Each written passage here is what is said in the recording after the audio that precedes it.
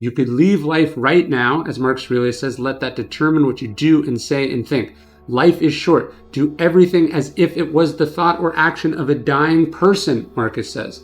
I think Marcus Aurelius is maybe the most fascinating person who ever lived. We have this idea that absolute power corrupts absolutely, but Marcus is the exception to this rule. He's not born to a royal family. He's chosen as a young man, actually at the same age as Nero, and groomed for power. And what is the first thing he does with the power? He shares it with his brother. So I've been on this journey studying Marcus Aurelius since I first read Meditations, and it changed my life, and it's changed the life of millions of people in the 2,000 years since he lived. I'm Ryan Holiday. I've written now 12 books. I've been writing about Marcus Aurelius for more than a decade. I've been lucky enough to talk about Marcus Aurelius to the NBA and the NFL, special forces, to sitting senators, to CEOs, and everyone in between. And in today's episode, I wanted to give you some of my favorite lessons from the one and only Marcus Aurelius, the philosopher king. If you want to learn about the great principles and ideas that this man lived by, I think this video is for you. My favorite story about Marcus Aurelius comes at the depths of the Antonine Plague, which is a horrible pandemic that kills millions of people. Rome's economy has been devastated, people are dying in the streets, and everyone feels like it can't possibly get better. And what does Marcus Aurelius do? He walks through the imperial palace and begins to mark things for sale. For 2 months, he sells on the lawn of the great emperor's palace the jewels and robes and couches, the finery owned by the emperor. He's sending a message. He says, I'm not going to put myself first. I don't need these fancy things, not when people are struggling. He says, I'm going to do the little things that make a difference. To me, this is like the CEO who takes a pay cut in a bad economy. This is the athlete who renegotiates their contract so the team can bring on new people. This is the leader who sacrifices and struggles, who puts the people first, not their own comfort and needs. That's what greatness is like, and that's why I love this story from Marcus Aurelius. You're not stuck. I know you think you are, but what the Stoics wanted you to know is that yes, one path might be closed, but another remains open, right? The impediment to action advances action. What stands in the way becomes the way. Marcus Aurelius isn't saying that nothing can ever stop you. He's saying that when you're stopped in one capacity, there remains other capacities open to you. You always have the opportunity to practice virtue, practice excellence, to change in some form or another based on what's happened. We don't control what happened, we control how we respond. That's what Stoic philosophy is about. So yes, one path can be closed, a door can be shut, but the window remains open. Someone gets in your way, someone blocks you, someone prevents you. Sure, that happens, but they can't stop you from being patient. They can't stop you from practicing forgiveness. They can't stop you from going in a different direction, from changing your mind, trying something new, growing because of this, learning because of it.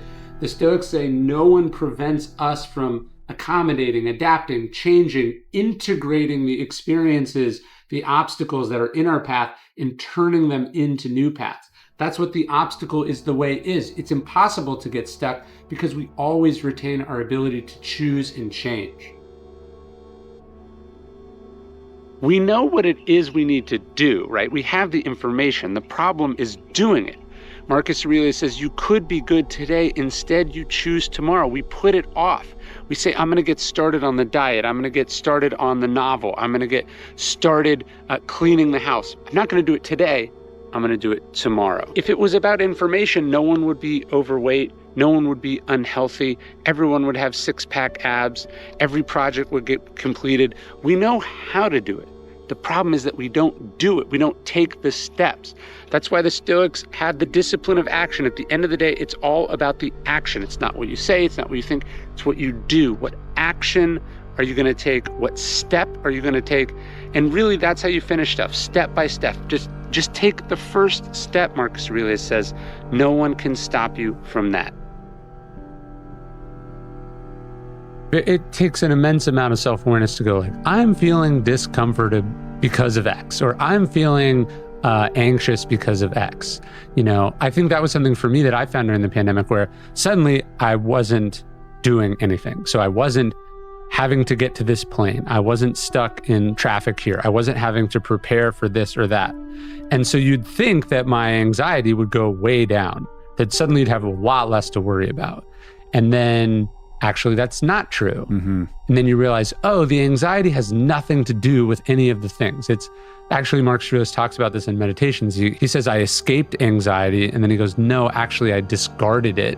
And he writes this during a plague, no less. But he goes, I discarded it because it was within me. That was a breakthrough I sort of had. I was like, oh, I thought I was stressed and anxious and worried because of all of these very reasonable things that cause those things in your life, work, family stuff. And then when all that gets pared down, you realize it's like, oh no, it was me.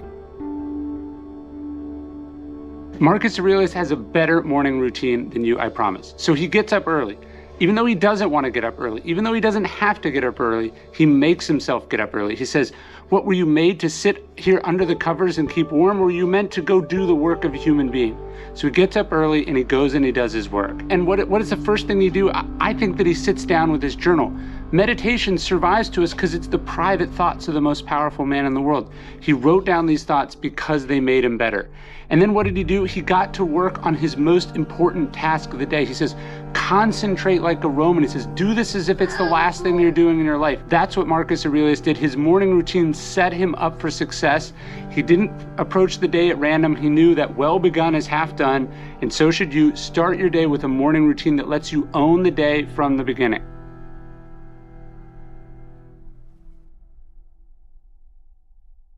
It's called self-discipline. Nobody else signed up for it. You signed up for it. So your learning and your study and your self-improvement, you have to be sure that you're applying this only to yourself. Marcus Aurelius says, tolerant with others, strict with yourself. The purpose of all this is to make you a better master of yourself. It's not to make you condescending or patronizing or controlling of other people. It's called self-discipline for a reason. It's your discipline over yourself. You'll leave everyone else and their mistakes and their way of doing things to them. Marcus Aurelius didn't like people. I mean, you can't read Meditations and not see this. He opens Meditations with a meditation on how frustrating and obnoxious other people are. And even this idea of the obstacle is the way, that quote is him talking about other people, about how people get in our way, how people present obstacles.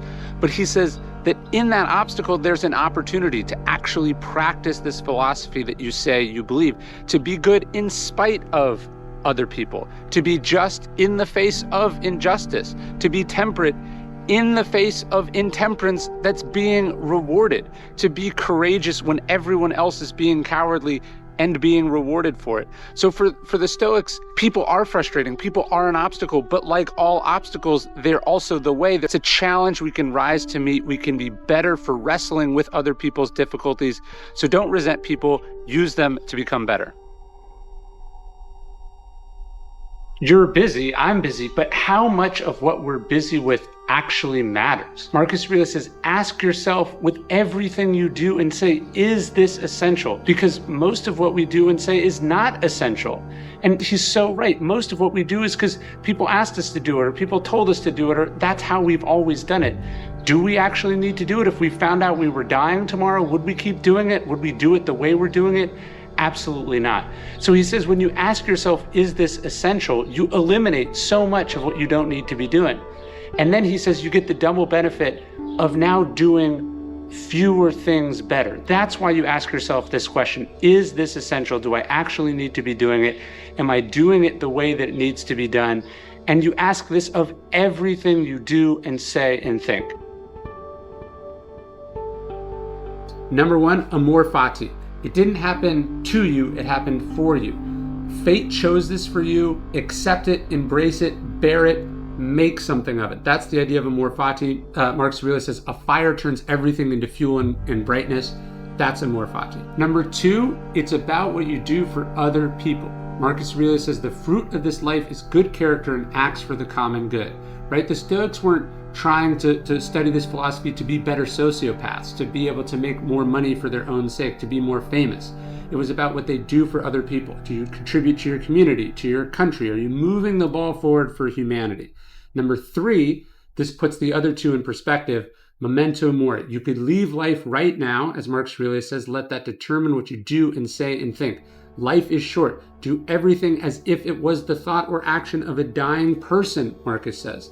Life is fragile. The pandemic has reminded us of this. Live while you can. Seize the day. Those are 3 great lessons from Stoic philosophy you can apply right now. If you want to learn more about Stoic philosophy, totally for free, you can sign up for our Daily Stoic email. It's 1 free email every morning. The best of Stoic wisdom, dailystoic.com/email.